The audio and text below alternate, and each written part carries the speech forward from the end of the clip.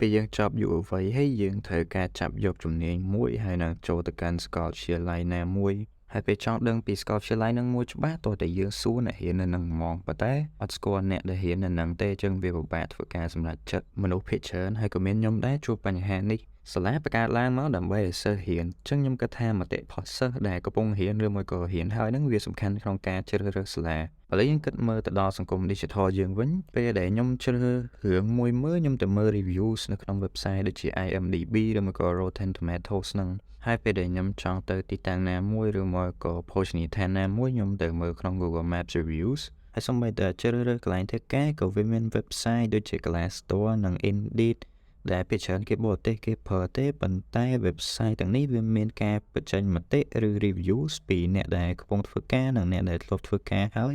ចឹងបច្ចេកវិទ្យា digital យើងវាធ្វើឲ្យយើងធ្វើការសម្រេចចិត្តល្អជាងមុនដោយសារ website ទាំងនេះប៉ុន្តែសម្រាប់សាលាឬសាកលដែលជាការអប់រំសំខាន់ដល់យុវជនហ្នឹងវាមានវេទិកាឬ platform ដូចអញ្ចឹងសម្រាប់សិស្សដែលរៀនហ្នឹងធ្វើការបញ្ចេញមតិដើម្បីឲ្យយុវជនជំនាន់ក្រោយធ្វើការជ្រើសរើសសាលាបានល្អជាងមុនអញ្ចឹងខ្ញុំក៏កត់ idea ហ្នឹងទុកនៅក្នុង note របស់ខ្ញុំដល់ពេលថ្ងៃមួយនិយាយគ្នាមួយមិត្តភ័ក្តិហើយក្នុងនោះក៏មានបងសុខេណាដែលគាត់មាន Facebook ឈ្មោះ Code with សុខេហ្នឹងពេលហ្នឹងនិយាយគ្នាលេងៗទេប៉ុន្តែគាត់ថា app ហ្នឹងវាសាមញ្ញហើយអត់សូវប្រើពេលធ្វើច្រើនអញ្ចឹងទៅយើងក៏បានចាប់តាមធ្វើទៅ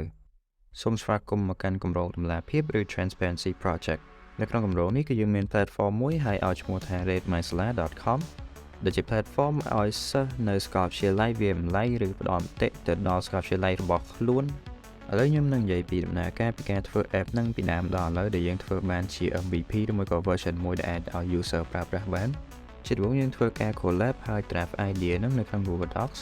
ចំណុចទី1យើងគិតថាធ្វើម៉េចកុំឲ្យ user ផ្សេងដែលមិនមែនជាសិស្សនៅសាលាហ្នឹងធ្វើការ rate ឬ review ទៅដល់សាលាហ្នឹងដែលវាអាចប៉ះពាល់ដល់សាលាគេយើងធ្លាប់គិតពីការឲ្យ user ទៅផ្ញើរូបកាតសិស្សមកដល់យើងហើយយើងធ្វើការ verify ឲ្យតែធ្វើចឹងវារៀងញ៉ៃញ៉ៃហើយវាចំណាយពេលយូរចឹងយើងក៏គិតថាតើ users ហ្នឹងមាន domain email របស់សាលាបានឲ្យ sign up បានប្រទី2គឺយើងធ្វើការបែងចែកប្រភេទនៃការ review ប្រភេទទី1គឺ career development ដែលសួរពីសាលាហ្នឹងជួយជ្រោមជ្រែងទៅដល់ការរកការងារយើងមិនខ្លះប្រភេទទី2គឺ lecturers ដែលសួរពីរបៀបនិងគុណភាពនៃការបង្រៀនរបស់គ្រូឬសាស្ត្រាចារ្យនៅសាលាហ្នឹងប្រភេទទី3គឺ facility ដែលសួរពីគ្រឿងបរិក្ខារនិងហេដ្ឋារចនាសម្ព័ន្ធរបស់សាលាហ្នឹងប្រភេទទី4គឺ curriculum ដែលសួរពីកម្មវិធីសិក្សាហ្នឹងវាទាន់សម័យហើយផ្ដល់តម្រូវការតាមទីផ្សារនិងសង្គមអត់ចុងក្រោយគេហ្នឹងគឺ comment ហើយយើងអាចសរសេរតាមការគិតរបស់យើងនៅតាមសាលាហ្នឹងមិនខ្លះហើយបើអាចបានដាក់ឆ្នាំសិក្សានិងជំនាញដែលយើងរៀនផងទៅចឹងទៅវាជួយឲ្យអ្នកក្រោយៗហ្នឹងមើលថាសាលាហ្នឹងវាអាចអន់ជំនាញនេះប៉ុន្តែខ្លាំងជំនាញនេះវាមិនដឹងថាអន់ហ្នឹងវាអន់ទៅអស់ហ្មងទេ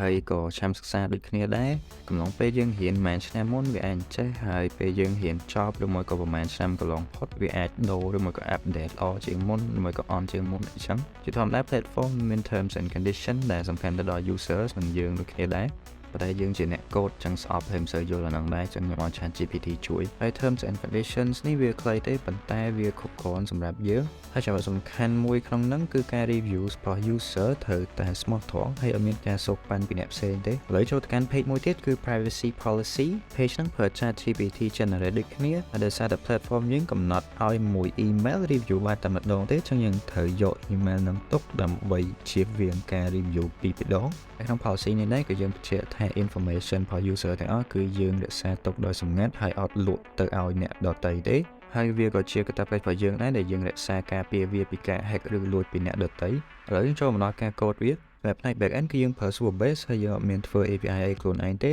ដោយសារវាប្រើពេលលឿនហើយឲ្យមុខងារគ្រប់គ្រាន់សម្រាប់ front end យើង front end គឺយើងប្រើ React Frameworks Next.js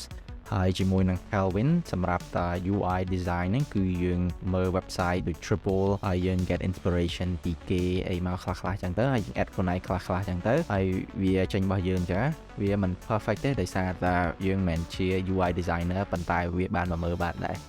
Redmysala គឺជា transparency project មួយដែលពួកយើងបង្កើតឡើងដើម្បីឲ្យ making education transparent ហើយនឹងងាយស្រួលសម្រាប់ student ស្វែងរក university ដែលល្អសម្រាប់ពួកគេ Redmysala គឺបង្កើតឡើងដោយខ្ញុំសុខេងហើយនឹងមនីអាដាមប៉ៅតែពួកខ្ញុំជាមាន background ជា software engineer platform នេះគឺយើងបង្កើតឡើងដោយខ្លួនឯងហើយពួកខ្ញុំយកពេលតន័យពីការងាររបស់ពួកខ្ញុំយកទៅធ្វើវាសិនមកអ្នកនរគ្នាចង់ support ពួកខ្ញុំអ្នកនរគ្នាអាចទៅ subscribe ហើយនឹង like page YouTube របស់ពួកខ្ញុំម្នាក់មួយទៅក្រៅពីហ្នឹងទៀតអ្នកនរគ្នាអាច donate ទៅកាន់ platform របស់យើង so អញ្ចឹងអ្នកនរគ្នាអាច donate ប្រហែលក៏បានដែរតាមសទ្ធារបស់អ្នកទាំងអស់គ្នា